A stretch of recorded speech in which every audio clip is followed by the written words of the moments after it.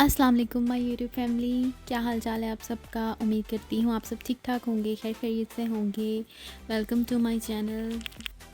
तो यहाँ पे आज मैं इज़हान के लिए नाश्ते में पैनकेक्स बना रही थी और इसके लिए मैंने सबसे पहले बनाना को कट करके एक बाउल में ऐड कर लिया। उसके अंदर मैंने अंडा और ओट्स ऐड कर लिए और इसको मैंने अच्छे तरीके से मैश कर दिया। उसके बाद मैंने पैन को ऑयल से स्प्रे कर लिया और स्पून की हेल्प से इस बैटर को मैंने पैन के ऊपर ऐड कर दिया। एक साइड से जब ये कुक हो गया तो मैंने फ्लिप करके दूसरी साइड से कुक कर लिया और पैनकेक्स हो गए रेडी।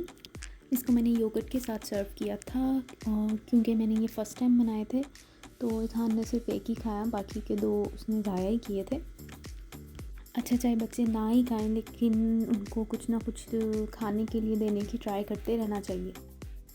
आज हमारा नाश्ता ज़रा सिंपल सा ही था। मैंने फटाफट से हमारे लिए चाय बना ली थी और अंडे बॉईल कर लिए थे। साथ हमने केक ट्रेस ले लिए क्योंकि हमने आज जाना था बाहर। मोस्टली वेडनेसडे को हमारा बाहर जाने का प्लान होता है किसी के साथ, और वो किसी कौन है ये मैं आपको वीडियो में आगे चल के बताती हूँ। एज़ यूजुअल मैंने सबसे पहले इज़हान को रेडी किया और फिर मैंने उसकी कुछ टिकटॉक और इंस्टाग्राम के लिए वीडियोस बनाई और फिर उसके बाद मैं खुद रेडी हुई। और फिर हमेशा की तरह निकलते निकलते इन्हीं सब चीज़ों में हम लोग थोड़ा सा लेट हो गए। अभी मैं जाके गाड़ी में बैठी ही थी और हम लोग बस निकलने लगे थे कि वो लोग हमारे घर के बाहर तक आ गए। फिर हम लोग भी उनकी गाड़ी में बैठ गए और पहले भी हम लोग उनके साथ उनकी गाड़ी में ही जाते होते थे हमेशा। अच्छा, हम लोग शुरू से ही जब से आए हैं और हमारे पास तब गाड़ी नहीं थी, तो हमारे जानने वाले आंटी अंकल हैं, ये हमारे घर के पास रहते हैं, हमारे इनके साथ बहुत अच्छे टर्म्स हैं, तो उनके साथ हम लोग जा रहे थे। हमारा ऑलमोस्ट हर वेडनेसडे मॉर्निंग को कोस्टको का प्लान होता है उनके साथ। बाकी की चीज़ें तो हम लोग अपने घर के पास वाले एलडी से ही ले लेते हैं, लेकिन दूध और अंडे वगैरह हम लोग को कोस्टको से रीज़नेबल मिल जाते हैं और उधर की मेंबरशिप भी है, तो इस वजह से हम लोग उधर हो आते हैं और आंटी अंकल से भी हफ्ते में एक दिन मीटिंग हो जाती है इसी बहाने। बाकी चीज़ें तो और भी वहाँ से लेनी होती हैं जब ख़त्म हुई हूँ। इज़हान की योगर्ट मैं वहाँ से लेती हूँ, बटर वगैरह मैं वहाँ से लेती हूँ, बिस्किट्स और ब्रेड्स वगैरह इस तरह की चीज़ें भी हम लोग मोस्टली कोस्टको से ही लेते हैं। लेकिन आज सिर्फ दूध और अंडे जो हैं वो ख़त्म हुए हुए थे, तो सिर्फ वही दो चीज़ें हम लोगों ने लेनी थी।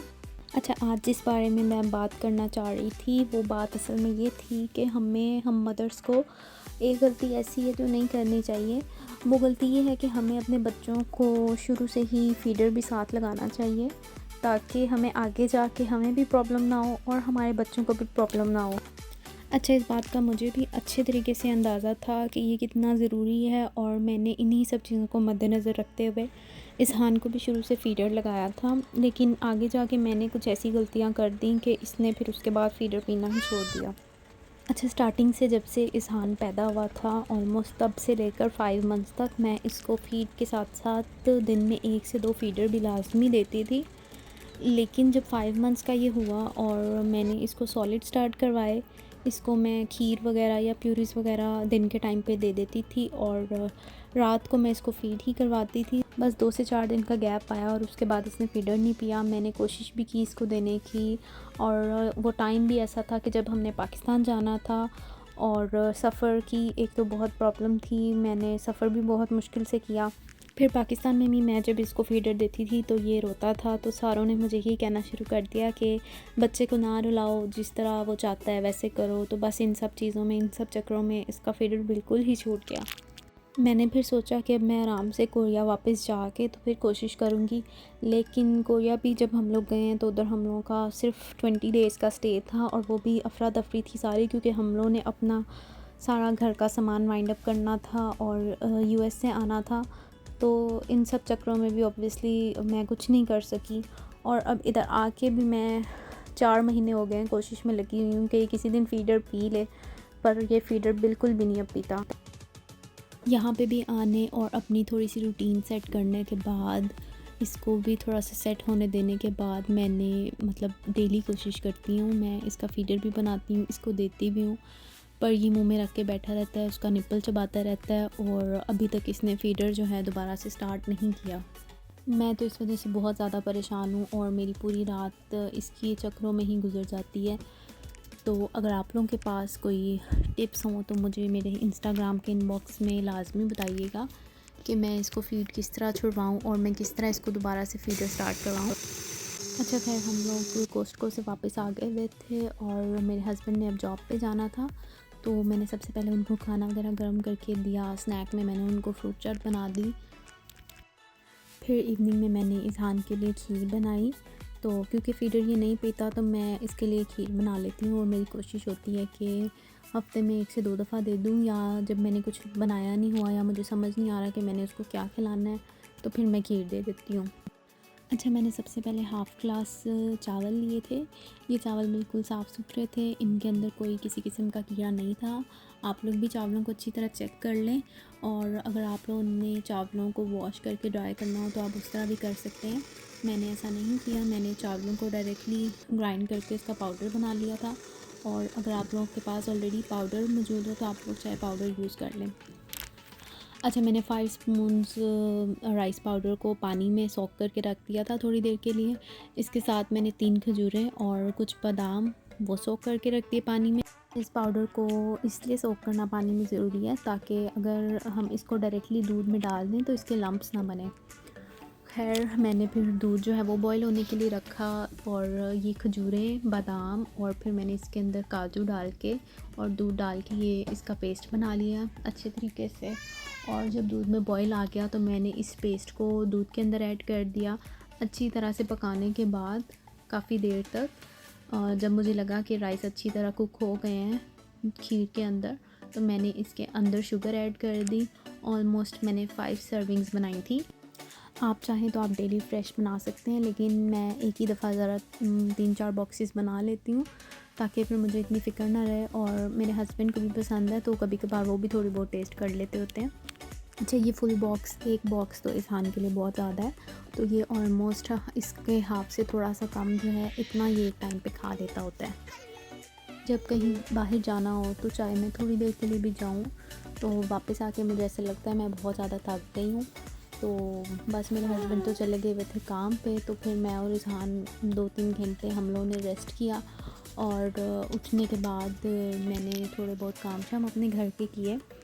अच्छा, मेरी आज की वीडियो स्पेशली न्यू मॉम्स के लिए थी, तो आप लोग बिल्कुल भी ये गलती ना करिएगा जो मैंने की थी, वरना बहुत सारी प्रॉब्लम्स फेस करनी पड़ती हैं। क्योंकि बच्चों को अगर फ़ीडर लगाया हो साथ तो फ़ीड छुड़वाना फिर भी आसान रहता है, लेकिन अगर फ़ीडर ना लगाया हो तो फ़ीड छुड़वाने में भी बहुत ज़्यादा प्रॉब्लम होती है। मैं भी अभी तक इसी चीज़ को सफ़र कर रही हूँ और मुझे अभी तक ये समझ नहीं आया कि मैं क्या करूँ और मैं कैसे इसको छुड़वाऊँ। इतनी कोशिशों के बाद भी मैं अभी तक नाकाम हूँ। बैक पेन भी मुझे बहुत ज़्यादा रहती है, कभी कभी तो इतनी पेन होती है कि मैं सुकून से सो भी नहीं सकती थी। शाम हो गई हुई थी और वापस आने के बाद हम सो गए थे, तो मैंने इज़हान को अभी तक कुछ भी नहीं खिलाया था। उठने के बाद उसको भी बहुत भूख लगी हुई थी, तो जो मैंने खीर बनाई थी मैंने सबसे पहले उसको वो थोड़ी सी खिला दी थी। और यहाँ पे मैं इज़हान को कह रही थी कि श्रेक देखो, श्रेक आपके पीछे पड़ा हुआ है। इज़हान को इससे बहुत ज़्यादा डर लगता है, तो ये जब भी इसको देखता है तो बहुत ज़्यादा रोता है। अच्छा, मैंने भी लंच नहीं किया हुआ था और मुझे भी अब बहुत ज़्यादा भूख लग गई थी, तो मैंने सोचा कि मैं अपने लिए बर्गर बना लेती हूँ। एक ही बर्गर मेरे पास फ्रिज में पड़ा हुआ था, तो मैंने नगेट्स को फ्राई किया। उनको मैंने बर्गर में लगाने के बाद इसके ऊपर कुछ वेजिटेबल्स लगाई, टोमेटो, प्याज और सैलड लीफ, और चीज़ लगाया और हॉट सॉस लगाई, और ये मेरा बर्गर मज़ेदार सा रेडी हो गया हुआ था।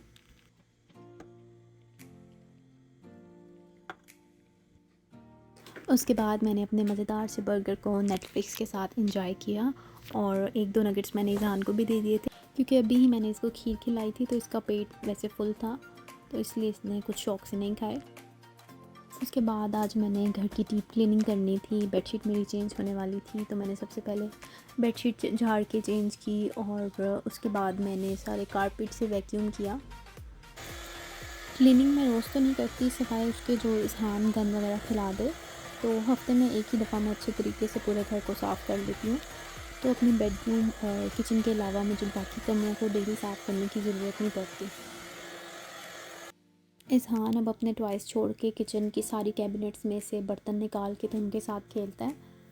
अच्छा, मेरा ना 1-2 दिनों से बिरयानी खाने को बहुत ज़्यादा दिल चाह रहा था, तो तो मैंने सोचा था कि मैं आज बनाती हूँ। मैंने दोपहर से चिकन भी बाहर निकाल के रखा हुआ था कि वो मेल्ट हो जाए, पर ठंड इतनी ज़्यादा है कि चिकन ही मेल्ट नहीं हुआ था जब मैं बिरयानी बनाने लगी तो।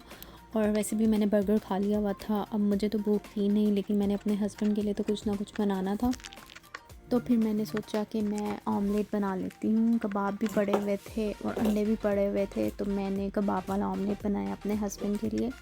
सबसे पहले मैंने सारी कटिंग कर ली और फिर मैंने थोड़ा सा ऑयल लेके उसमें प्याज, टमाटर और हरी मिर्चें डाल दी। और जब ये थोड़ा सा सॉफ़्ट हो गया तो फिर मैंने इसके अंदर शामी कबाब ऐड कर दिए, और उसके अंदर मैंने सिर्फ नमक और लाल मिर्च ऐड की थी, और थोड़ा सा उसको कुक करने के बाद मैंने आखिर में अंडे डाल दिए थे। बस जी, यहाँ पे हमारा दिन ख़त्म हो चुका हुआ था। अगर आपने मेरा व्लॉग देखा है और आपको पसंद आया है तो मेरे चैनल को लाज़मी सब्सक्राइब करें और बेल आइकन को क्लिक करना ना भूलें, ताकि मेरी अगली वीडियोज़ आप तक पहुँच सके। और अपना बहुत सा ख्याल रखें, दुआओं में याद रखें। अल्लाह हाफ़िज़।